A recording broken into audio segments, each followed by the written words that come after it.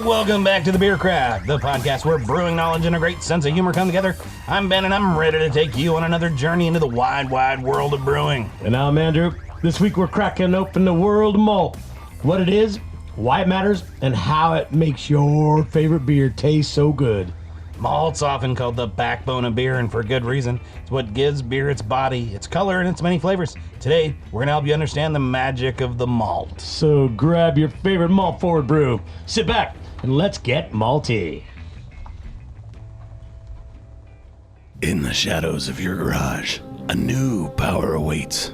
Craft your own wine. Just as crafty as my legacy at Northwest Brewer Supply. You'll find the finest ingredients and tools. It's never been easier. Everything you seek in one place. Training is nothing. The will is everything. The will to act. So why buy another bottle when you never have to at Northwest Brewer Supply? A hero can be anyone. Even someone doing something as simple as making their own wine. Start today at Northwest Brewer Supply. Celebrity voices impersonated poorly.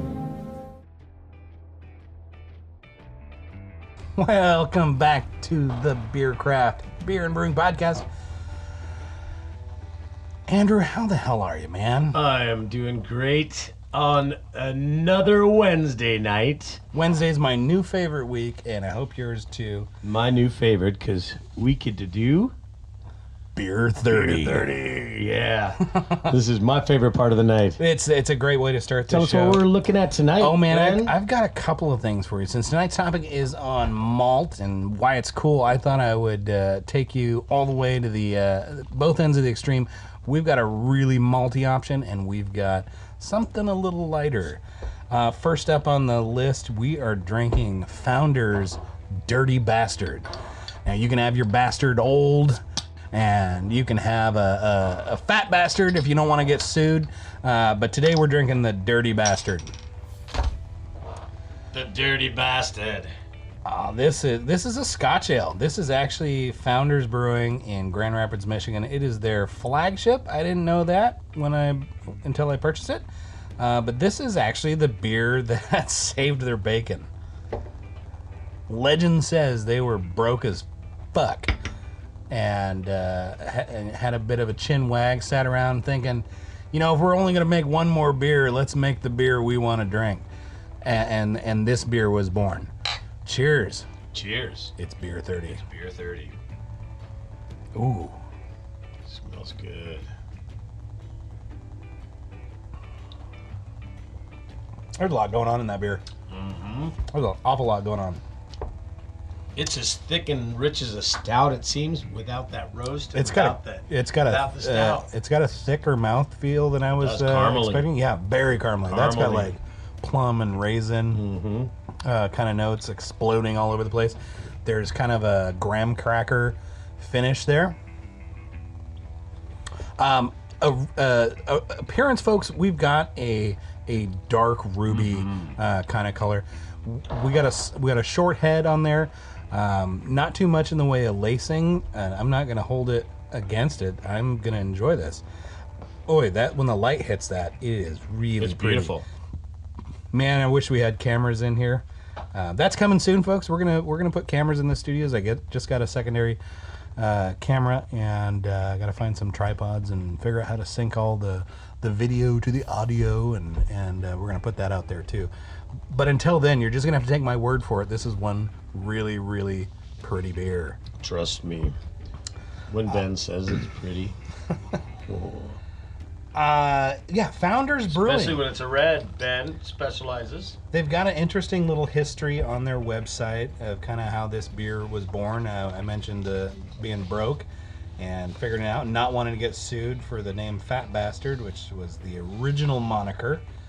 It is light on details in terms of the grains used. I did a little digging, and I wasn't able to find the exact malt bill, but it did talk about a pretty big malt bill. Several different kinds of malts, a couple different base malts, couple different specialties. So what do you think? What do you think of the biggest specialty malt is that they use? Biggest specialty malt? Well, we've got a lot of... I'm going to sit closer to the microphone so you folks can hear me. There you go. There we go. It's got definite, raisin and prune kind of flavors. So Crystal 120, Crystal 150 is going to be in there. Some of the tasting notes talked about a smoke flavor. I'm not getting any smokiness in that. No. You know, I'm sure some, you know, darker malts roasted for a ton of color. Clarity is really good in the low light of the studio. I can still see through most of that beer. What do you think? What are you getting? I think a lot of the crystal malt contributes to the color and the body, the non-fermentable sugar in there, like the body and the sweetness. It's definitely got a sweet front. It finishes pretty crispy. It does. I'm told I'm told their house strain on this is you know, Chico derivative. So SAF, Right. you know, SAF LO5, SO5, Yeah. or Wise 1056. You know, everybody's got that strain. Right. You And gotta. It could, you know, be a tiny different here or there. Yeah, I mean, out on the East Coast, you've got Omega Labs out there on the East Coast. I'm sure there's more, and I just don't know their names because I don't live on the East Coast. And Whatever it is, it tastes good. it's a good beer. Highly recommend it. 8.3 on the Get Her Done scale. It's not 50 it's not a light beer. IBU, so it's got some hop. It's got a does. little hop behind there. That's actually the level for low IPA. Sure. So Yeah, I think with the malt backbone though, it is turning the volume down on the bitterness. I mean, yes, my perception would be 35 at best. right. Well, I mean, pale ale category, you have but- to hop it that much in order to balance Yeah. that sweetness and Oh, yeah. that richness. Yeah. Now, what kind of hops do you think they use? I'm not good at this game. I don't get much hop aroma. I don't either. It is the aroma is that plum and raisin kind of. Yeah, nor do I get hop flavor really. I know there is hop there. The bitterness is in there. I know it's there. If I were doing a Scotch ale, Willamette, Fuggle, East Kent Goldings, you know, English kind of noble varieties. I would kind of go the opposite from you though. I would probably hit with the Columbus. Oh, I hate Columbus. I know. I like Columbus. Columbus always gave me a headache. Yeah, it's a little different. Or a Centennial. Centennial I'd groove on. Yeah, Centennial. That resiny 'cause- pine. Yeah. Yeah. I mean, because then you need less because it's higher alpha. Sure. So I It's mean, economical. why am I gonna put, 2 ounces or 4 ounces of Fuggle in there when I could probably do 1.5 of Centennial? Right? You're gonna save coin. And it's gonna be that bitter. Oh, it's gonna be good. Yeah. I'm really enjoying this beer. I am glad I bought a whole 6-pack. Oh my gosh, it's gonna be a fun. Yeah. podcast. There goes the productivity for my weekend. Who am I kidding? I drink on days ending in Y.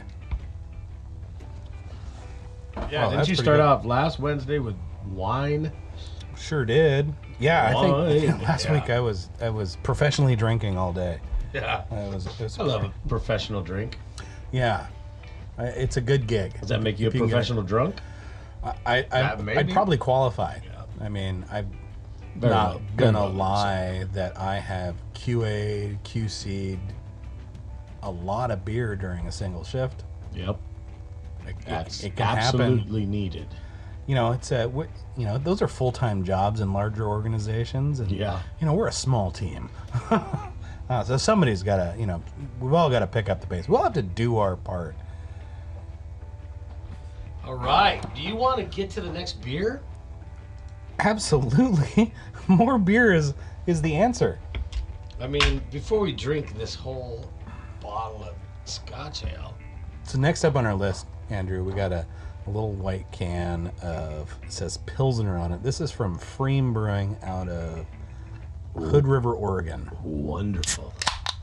They just won the World Beer Cup Best Pilsner. This is the top spot. Wait a wow. minute. Hold on. Protege to a World Beer Cup triple winner is here in my hand. This is right there on the label. World Beer Cup winner 2024 for gold medal for German style Pilsner. Who's the head brewer there at Freem? I do not have that information. We should call him up though. Well, he used to work at Chuckanut for Will. Oh, So Will taught him how to brew. well, he did a good job then. He 'cause did a this- great job because Will is a 3-time World Beer He is Cup too. winner. Both Pilsner, Kolsch. He's got a few of them under his belt. This is one of my absolute favorite beers. In fact, this beer really made me reorganize my thinking on Pilsners in general. It brought me all the way back to, the first beers I'd ever had, and it just has killer flavor. Clarity on this one I'm getting is a little fuzzed on my can. Yours is poured a little bit clearer. These days I'm not gonna rag too hard about clarity. I know it's a pain in the butt. Well, and excuse me, and you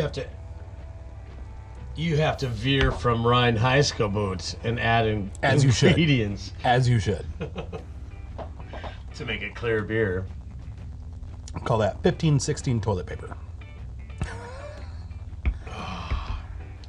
Oh, it's nice and clean with little honey character, a little floral sweetness. I know they're using like Saphir hops and Spalter hops and a couple other ones. Really fantastic beer. This one, Pearl is, I imagine, is the bittering. I'm assuming when breweries post their ingredients, they're usually writing them in first order of usage. Yeah, I'm almost thinking this is a lighter IBU than the Scotch. 35. Oh my gosh! So how do they call it a? Oh yeah, Well, the original Pilsner. Czech Pilsners were Usually- pretty bitter. Yeah, they were punchy. Yeah. I like it. This is a mild. Yeah, this one, so Pearl hops, Saphir, Tettnang, and Spalt Select. I did just recently source a few of those, and I definitely want to get some coming in so I can try to recreate this beer because the malts are accessible as well. Gambrinus and Weyermann German Pilsner malts. Carafoam. Carafoam is the Weyermann version of Carapils or Dextrin malts. They all kind of do the same thing. And a little bit of acid malt to play around with the pH. The lager, and it just says lager yeast. I don't know what their house lager strain is. I'm sure they have one at this point, but I don't know what it is. I have been to the brewery. I got to take a trip down to Hood River a couple of years ago. Great little beer town. They do not have open container laws, which means if it's a legal container for purchase, you can open it as soon as you walk outside. Yes. And that includes growlers, I found out. Walking around beer with 64-ounce growler curls. And to they're the right next there brewery. on the boardwalk or the sidewalk. Yeah, right on the river. Yeah. with a nice park. And, It's oh my gorgeous. goodness. It's windy though. Like bring a jacket. It's always windy. always windy, yeah. It's terribly windy. I mean, it is the windsurfing capital of the world because of the sustained currents. Yeah. That's quality. We should record that. we shouldn't. record Gorgeous that. brewery, like wood and stainless and copper everywhere. Pretty good. It's been a while. Pretty since good I've been menu. there. Yeah. Pretty good menu. A lot of German fare. If you're into that sort Well, of thing. that's a limited menu in my opinion. Coming from Do a you want German- the sausages or the the schnitzel? sausages? The sausages schnitzel. with schnitzel or sausages with sausage? Side of Oh, sausage. what do they got? You can get a It's, sausage I- to go. You can get it on your hat if you want it, I think. They have the ham hocks, You had me at ham hocks. and they're in a have you seen them in the rotisserie at Leavenworth at King Ludwig's Oh, no. in Leavenworth? Down Giroux, I And- would eat the hell out of And that. they have the ham hocks going through the rotisserie, all day, and then you can go in there and order it. And Well, that and sounds it's like a plan with zero drawbacks. It's not called this, but I call it the Schweinshanks. Schweinshanks? Yeah. It might be called the Schweinshanks. But Well, it's easier to say if you're saying like that. yeah, it's easier to say when you've been drinking too. But this is kind of the extreme end, the other extreme end, this Freem Pilsner. It is, it is a malt. It's a malt-forward beverage, but it is on the lighter end of it. There's not a lot of room to hide. No. If you have any flaws at all, this beer is going to amplify those. Yeah. Let me show it. Yeah. You can't hide behind hops with this beer. Right. How many malt varieties did they use? I'm sure they used... They use 5. 5? Mostly Pilsner malt, a little bit of the Carapils for some body, and the acidulated malt is going to manage pH in the mash. And they kill it. The floral notes on it are actually my favorite thing. I don't know why I set it down. I don't know either. I don't know why I set it down. I would eat this. I would drink this beer with. It's got body. All sorts of foods, from chicken to seafood, shellfish, oily foods. Oh, chorizo. This would be flat fantastic with chorizo for breakfast with chorizo and eggs. Oh yeah, because that's always good. Breakfast for dinner is what we're talking about. Right. Drink responsibly. We don't drink all day. Well, we're going to finish up these beers. We're going to take a little bit of a break to do so. But when we come back, we're diving into the world of wide world of malt. We're going to unpack the whole show just on malt today. So join us. Come on back. Stick around. All those good things. We're going to fluff some papers and we're going to drink some beers, and we'll see you in a second.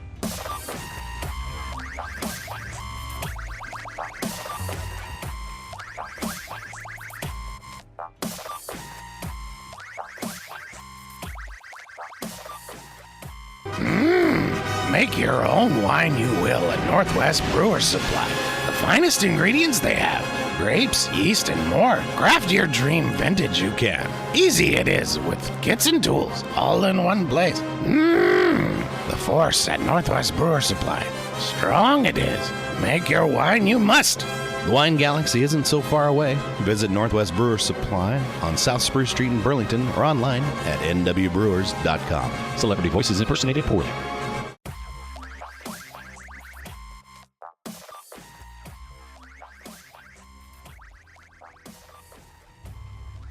Welcome back to the Beer Craft. This is the Malt Show.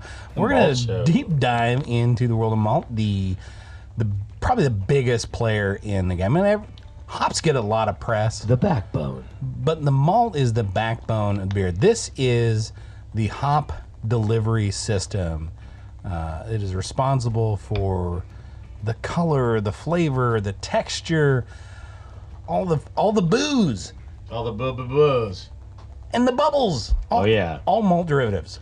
And so it's important for you folks to know what the heck we're talking about.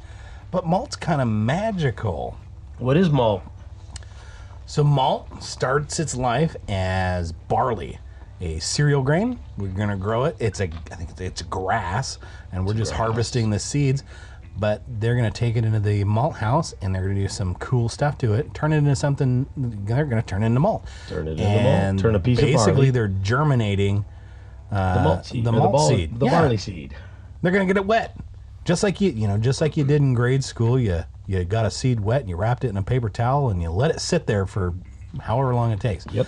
But it starts to sprout a little baby plant. You get little rootlets, and you get acrospire. The acrospire, fancy word for just the start of the plant. It's a stem with some rootlets. You got the root and the stem. Yeah, and during that process, acrospire better. Acrospire is a good word. I would rather have an acrospire. Yeah, a strong acrospire. Yeah, that's right. During that germination phase, the starch payload in the seed is converted into sugars. There are naturally occurring enzymes in barley seeds, alpha and beta amylase enzyme, that convert the starch payload into energy in the form of sugar to grow a plant. If you were to take that seed and stick it in the ground, you would have a barley plant. You'd grow a stalk, and it would produce seeds later on, and that's great. However, we're making malt, so we're going to stop that process. So malt, they've germinated it, and then they're going to cook it which kills it as a seed, but, and most importantly, it is leaving those enzymes, those naturally occurring alpha and beta amylase enzymes. Leaving them in there. And they leave them turned on. And they're just sitting there waiting for us to get it wet again so they can finish doing their job. In classes, I usually will take people into the grain room and we're gonna and tell them I'm gonna do a little secret. We're gonna do a little, not a secret, I'm telling you about it, it's not a secret. We're gonna do a little mini mash, and I give everyone a little handful of kernels. I say, now pop that in your mouth and start chewing, and don't stop until I tell you, because what will happen, and you can do this at home too with if you have some barley grains in front of you, go ahead and pop those in your mouth right now. But if you're eating barley grains, malted barley grains, there we go. yeah, but it would work with unmalted grains. If you did this, if you chewed on your rice or your mashed potatoes or your bread, the more you chew it, the sweeter it becomes, because your saliva actually has amylase enzyme in it as well, and it is a predigestive enzyme. It starts breaking down starches and turning them into sugars, which is what fuels everything you do. Is that why beer's so good, Ben? It is such a good thing. It is such a good thing. Beer's so good for you. But yeah, you can do that at home. So chew on some starchy grains or some starchy, material. Breads, your carbohydrates. Get some in before you, go on keto or whatever. Before your diet says you can't. It's only a small amount. It's a small amount. Yeah. Chew on those, and they will get sweeter. I do this with my kids all the time. So you don't like rice, just keep chewing. It gets sweet. And they go, what? And they don't believe me. I was like, Dad, you're so dumb. But then keep doing it, dummy. And they go, oh my God, it's so good. I'm like, I know. So I brew beer. back to malt. Yeah, back to malt. That sprouted grain. They're gonna cook that. Sprouted grain. And poof, that's malt. Now we're gonna turn that into multiple different types of malt. Lots correct? of different ways. Yeah. So we're gonna start out with that base Base malted grain, Yeah. and that's our base grain. Base malt. That is going to be 80 to 90 to 100% of your beer starts with base malts. And that's where your ABV comes from most of the time. Yeah. I mean, more or Generally, less. these are light in color. Yep. Not a bunch of toasting or kilning or roasting or toasting or any fun stuff. It is literally just there for the sugar. Depends on the type of malt you buy, how dark it can be. Yeah, they break that down into 3 broad categories. You've got Pilsner malts, Yep. ale malts, and pale malts. And the big thing is the color profile. So Pilsner on the lighter end of that Very spectrum, like 1.3 to 2 or something. 1.3 to 2 degrees Lovibond, which Lovibond, here's yes. here's your new vocabulary word. Yeah, Your degrees that's our Lovibond, $10. folks. This is the scale that we measure the color of our malt. So you might see on some packaging for your color of grains. our malt, the color of the beer. Yeah, and it converts to the color of our beer, but that's a different scale. That's SRM or standard reference method, right? Yeah, but Lovibond is when we're talking about malts. That's the color. So the bigger the number, the darker the malt. Yeah. So Pilsner malts generally like 1.3 to 2 point something degrees Lovibond, and then you've got your pale malts, and these are going to be 1.8 to 2.8 kind of color range. Not a huge difference. It doesn't seem like that big of a difference. No, I mean, considering that scale goes all the way up to clear up to like 500 degrees Lovibond for your darkest black malts, Right. the difference between 1 and 2 is pretty slight. Right. If 500's the midnight. Right. Yeah, midnight really, it's black. dark, It's yeah. burnt as. So back to those 3 malts. The next one on that list is ale malts, and these are the darkest of the base malts.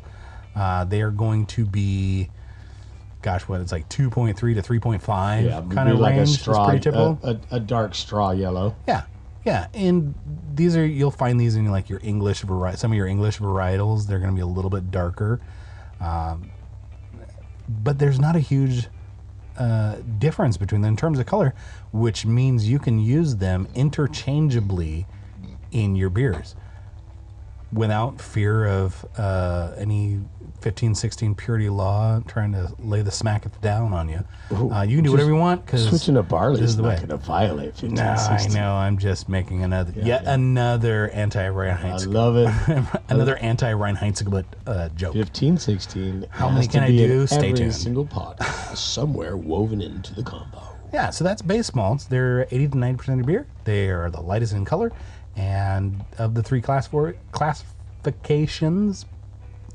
Pilsner Pales and Ales, you can use them interchangeably. Do it. So that's it. Now, those come in your malted barley variety and your extract variety. Yeah. Now, what about DME, the dry malt extract? Do we have variations of the dry malt extract? Certainly. You're gonna see pilsners and light varieties, and you'll see some pale varieties, some amber varieties, and some dark varieties. Those dark varieties they've added the specialty roasted malts, and we'll talk about those. All later. right. Well, okay. Let's talk about the difference. Well, I mean the difference between the extract and the dry malt. Sure. And the ease of use. Well, for one thing, the manufacturers have done a lot of work for us.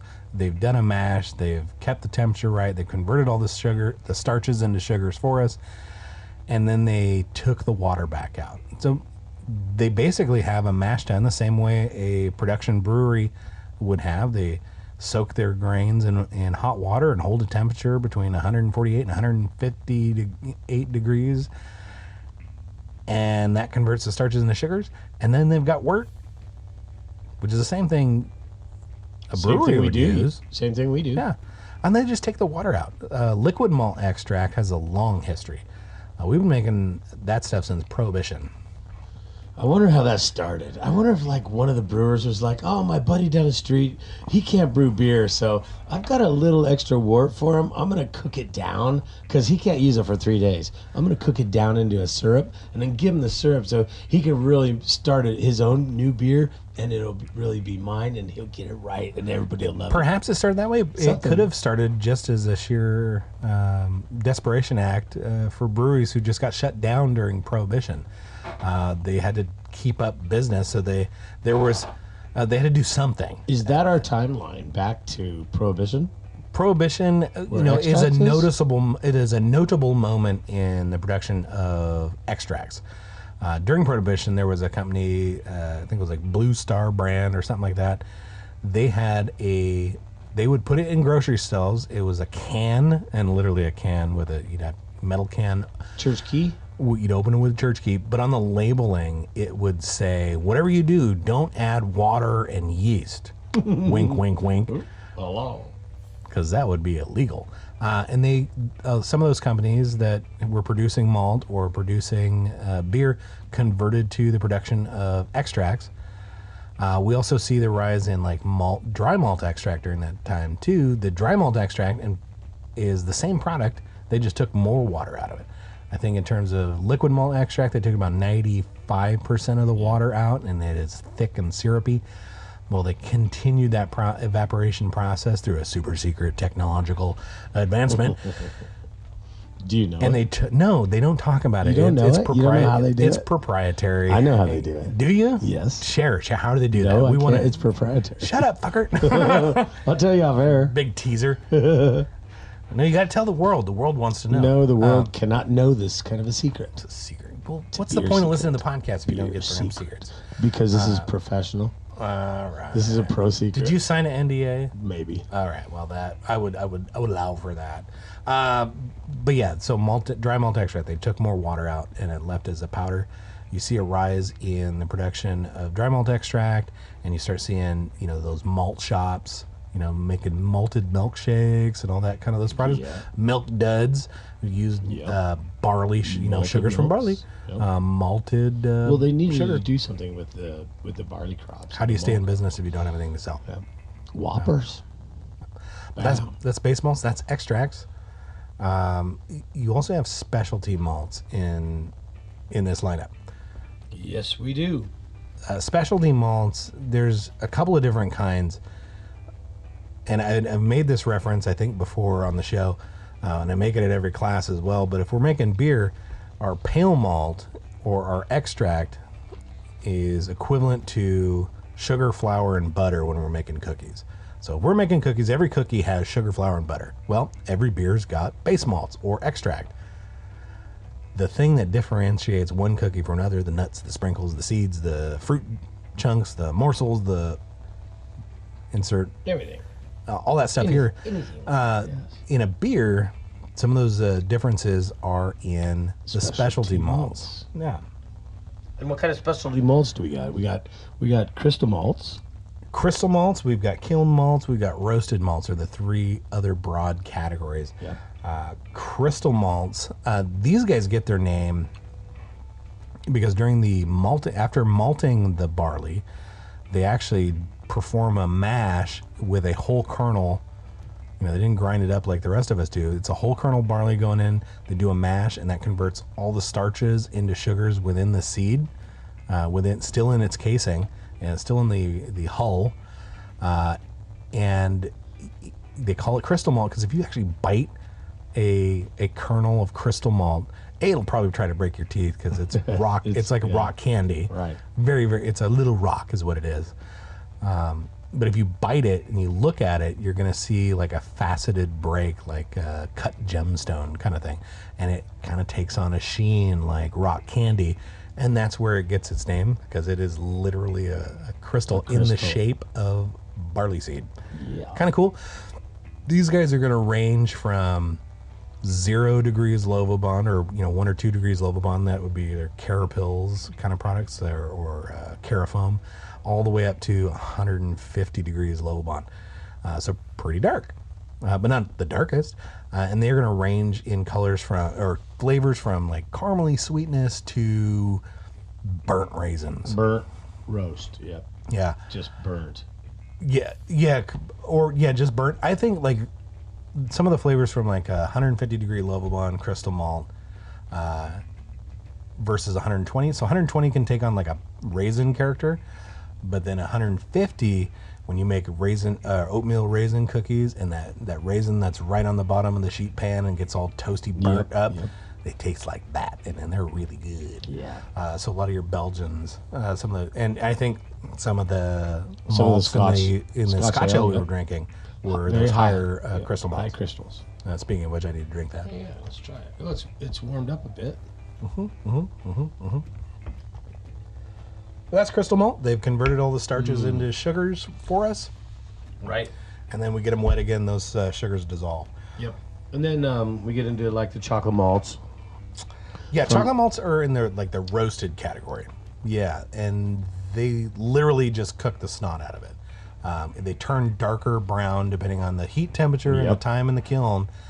Just the same way your toast does. If you stick the toaster on max setting, you're going to get a much darker browning on your bread, and it's the same reaction. It's that Maillard reaction, amino acids or sugars and amino acids. And it could depend on the time and temperature. Absolutely going to be time and temperature dependent. If they do it really hot, then on the outside gets roasted.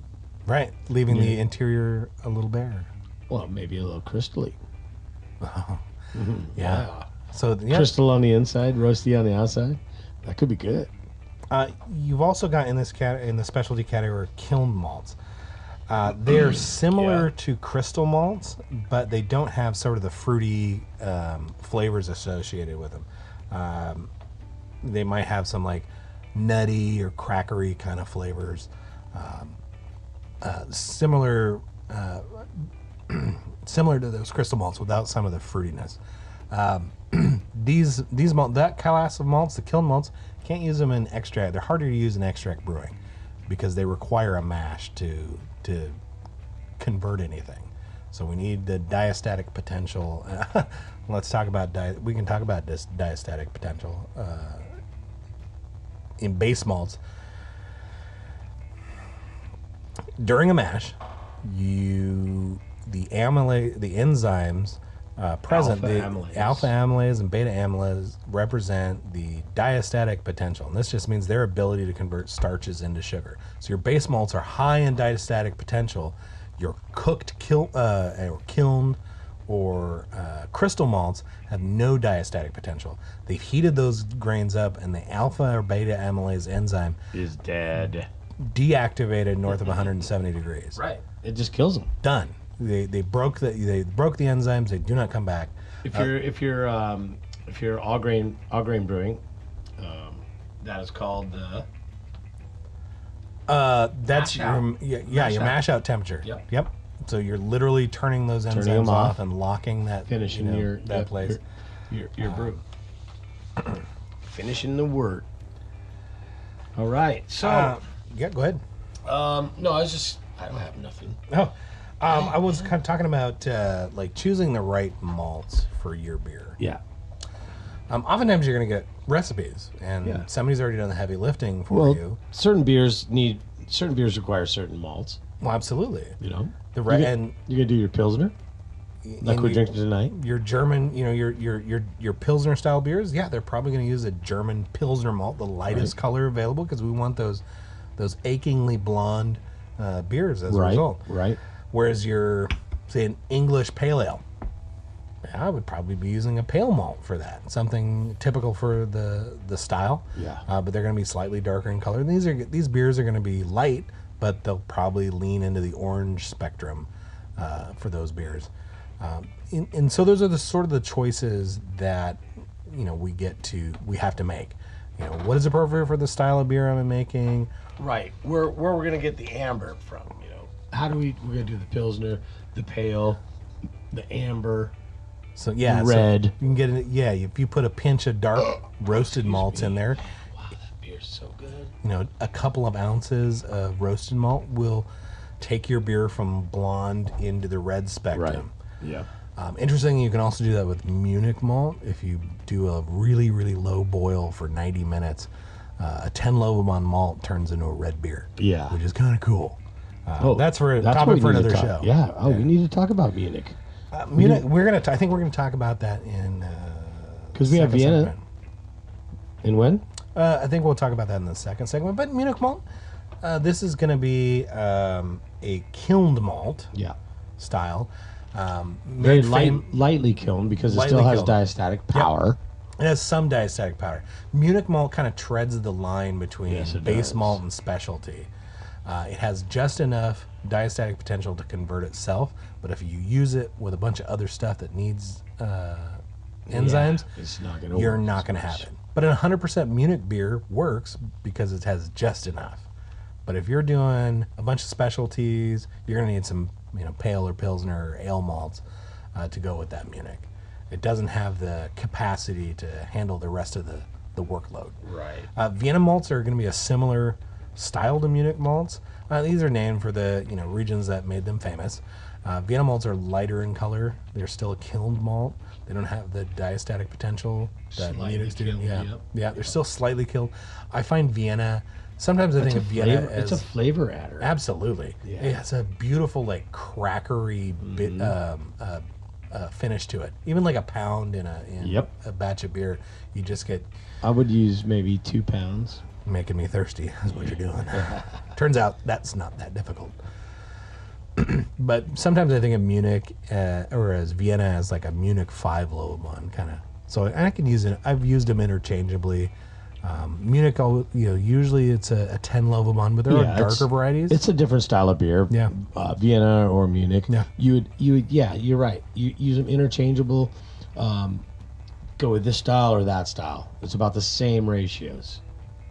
Yeah, and that ratio for a Munich malt might be, 10% to 100% in certain applications. Right. Whereas your crystal malt, you're probably going to top out. These days, I think you'd be topping out at like 10% or less is kind of the nouveau ratio.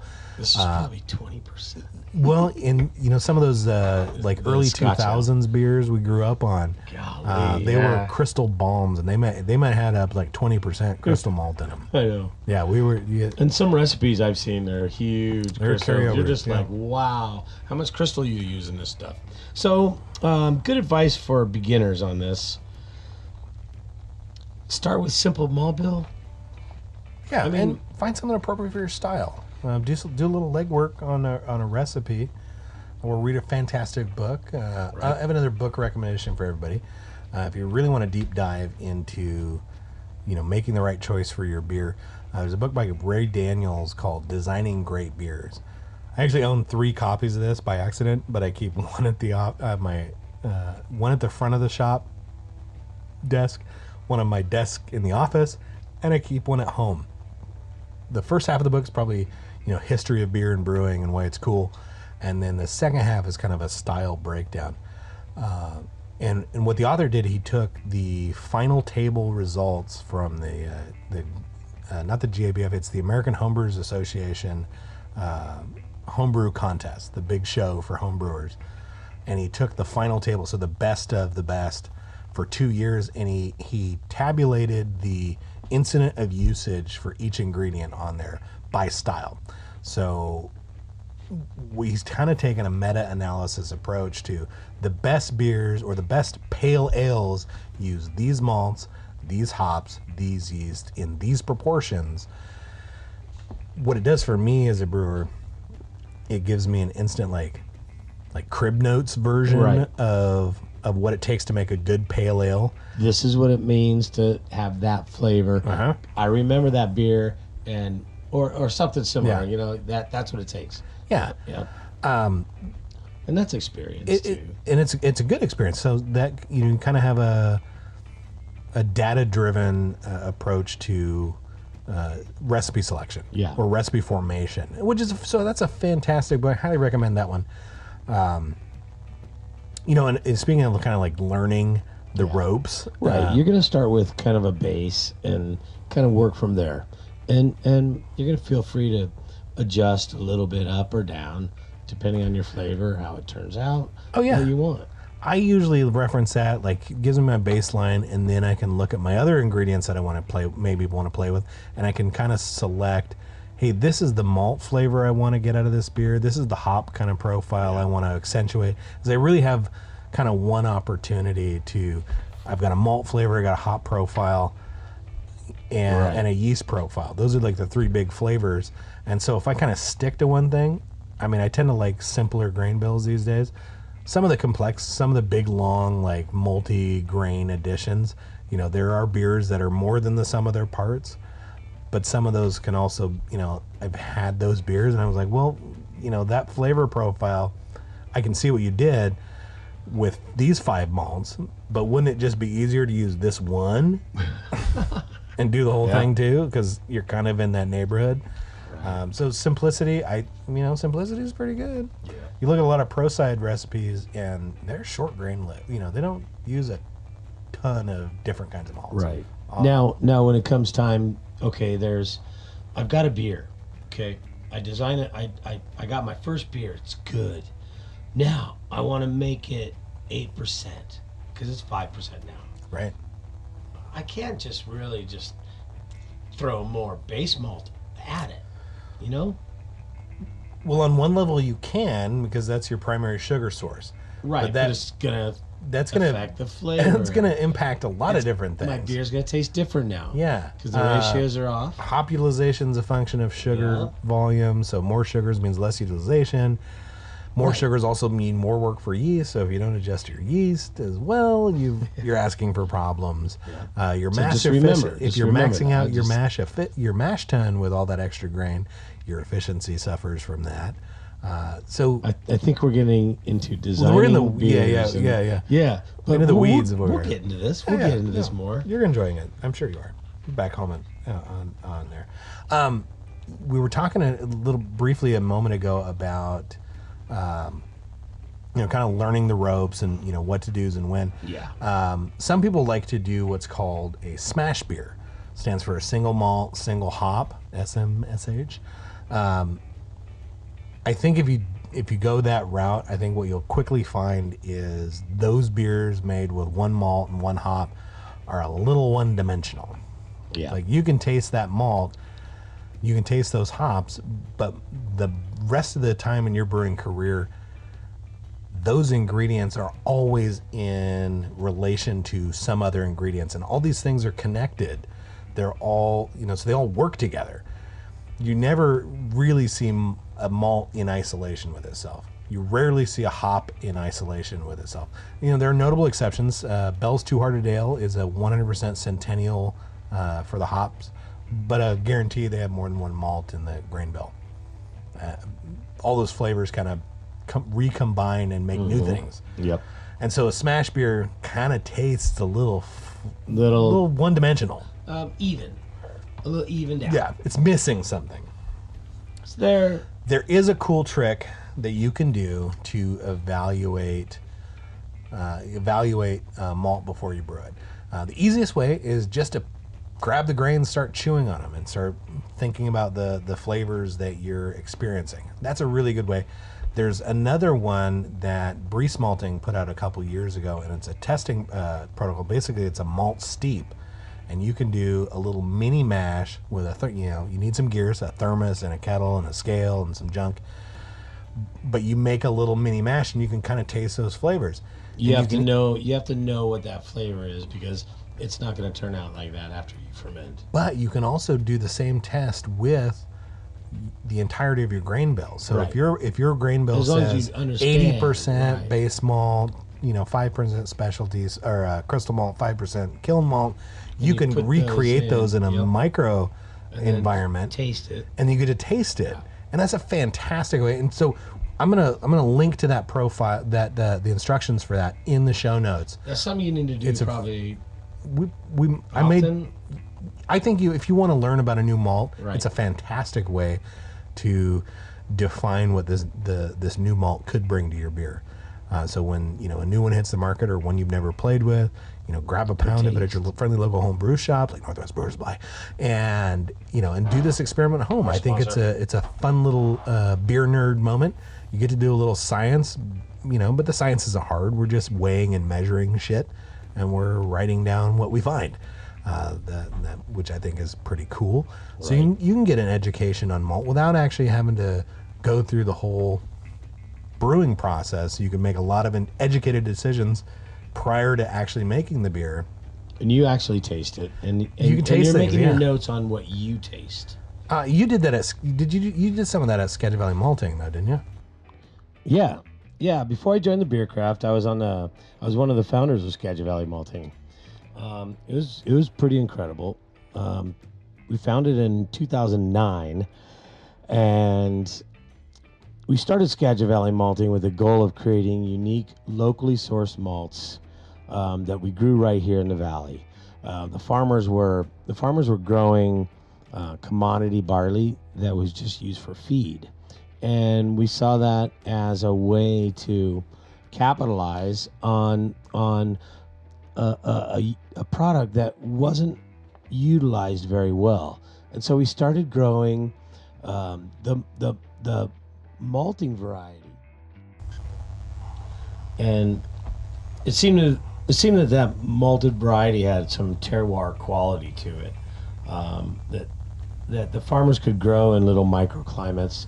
We found out that the barley grows just a little bit differently in our climate up here in the Salish Coast, and we were fortunate enough to have WSU and their extension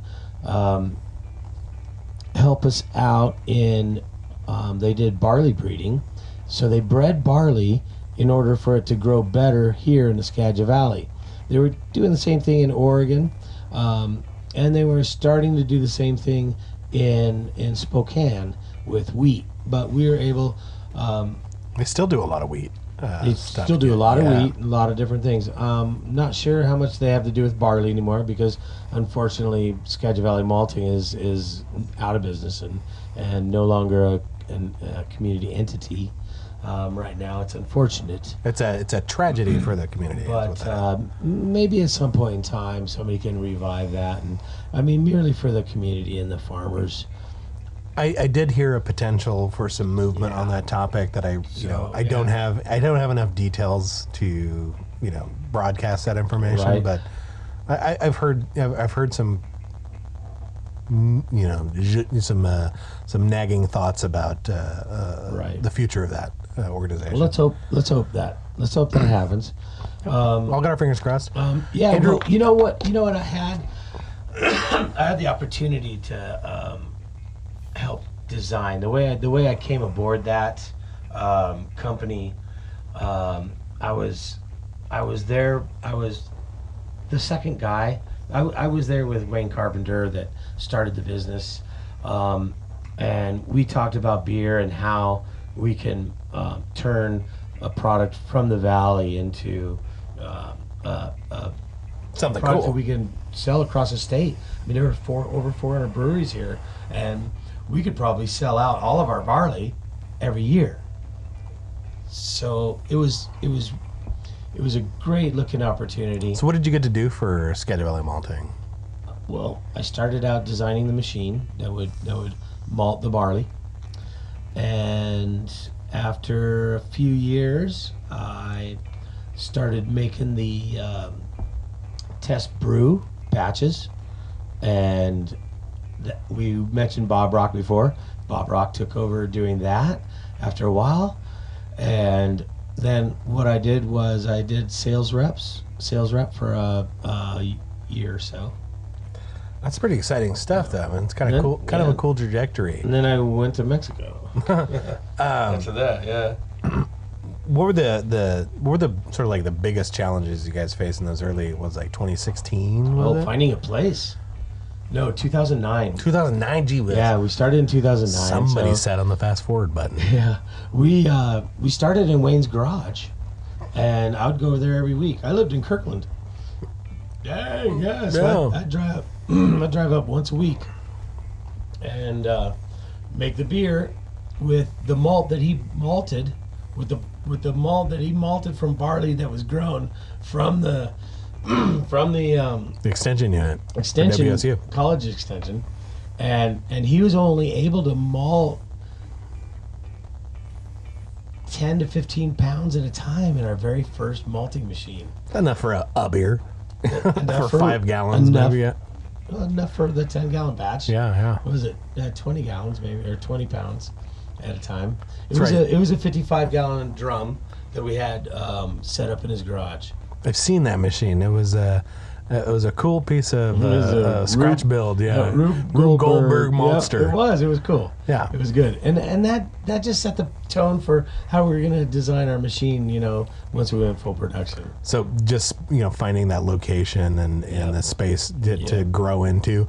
We kind found of a spot at the port of Skagit, which the Port of Skagit fully supported us. And just went from there. We got that building, and they were able to fund it and get it built out and started building the machines. Yeah, I remember touring the facility, and there were, the original machine was still there in the corner. The little it one. was still it was still kind of It's a it was still in operation. I think you guys were still 300-pound one. using. You were still using it as a I wish I could testing get a hold facility. of that. That'd be nice. That'd be cool. I don't know who has that. I know, right? But there were 3 of the new units, the much bigger ones. Do you recall how much that one machine would produce? 17,000 pounds In one machine, 7 at a time? at a time. Or was that's a ton. I mean, it's several tons actually. 17,000 pounds at a 8.5 time. tons? Yeah, I remember I also got a chance to tour Mecca Grade malting facility in just outside of Bend, Oregon. And their malting machine did not hold 17,000 pounds, but it was like it was the length of, I think, 27 Buicks line. No, that thing was a couple hundred feet long. Yeah. It was a long, simulated floor malting machine. It would turn grain over on a conveyor belt. Oh, it did? Yeah, so it was it was a series of belts, and they would drop and turn the malt over at each kind of phase Yep. appropriately. But it would go down one end through germination cycle, and then into kilning, and it would get turned over like a traditional floor malting without the need of somebody with a friggin' Without somebody stepping on it. scoop and That's what it takes. manual It takes labor. them to step on it. You gotta want to do it. It turns out. Yeah. They have big salination boxes with augers that they, as long as a football field, 20 feet wide, and have the augers go down and turn it up. Yeah, their production didn't. I think their annual production was barely what Skagit Valley Malting could produce in a single run. When you put those seeds together, all in one vessel, and they start growing, and we were talking about this, they grow roots and they grow the acrospire. Well, they grow roots first, and that's the very beginning.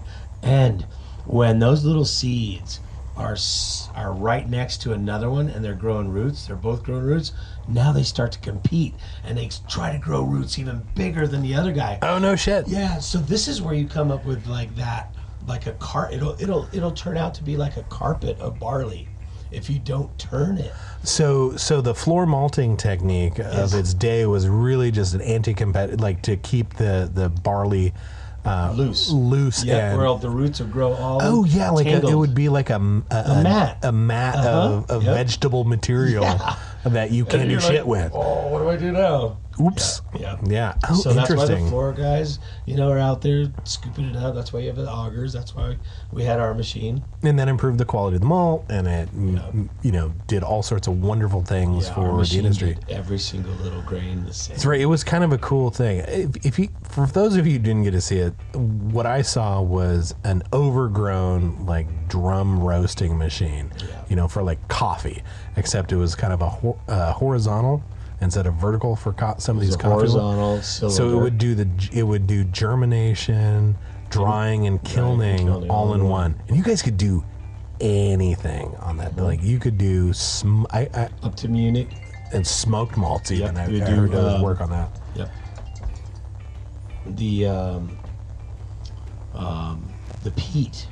We do smoked peat for Westland distilleries for their whiskey. Oh, I got to have some of their whiskey the other day.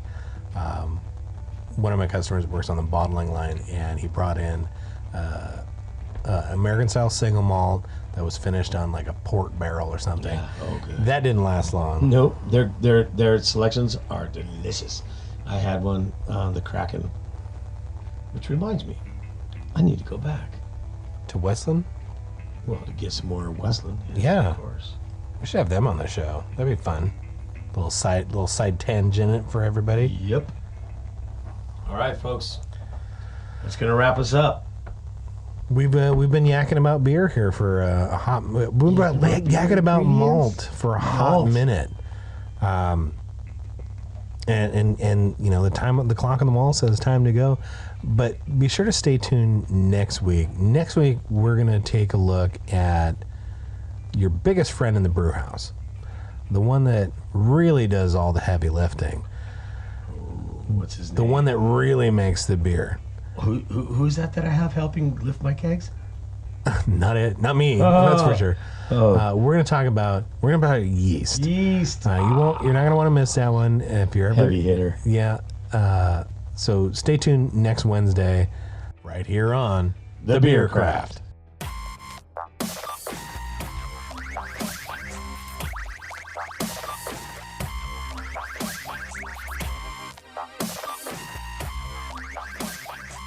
Long before your modern-day home brewer, ancient civilizations used song and prayers to preserve and share their favorite home brewing recipes. Today, they use Northwest Brewers Supply for their knowledgeable staff and economically friendly beer starter kits designed to start and keep you brewing deep, flavorful beer at home. Whether you're an experienced home brewer or looking for a new hobby, Northwest Brewers Supply in Burlington is here to help you start and stay home brewing. Visit them on Facebook or at nwbrewers.com for information on upcoming events and classes.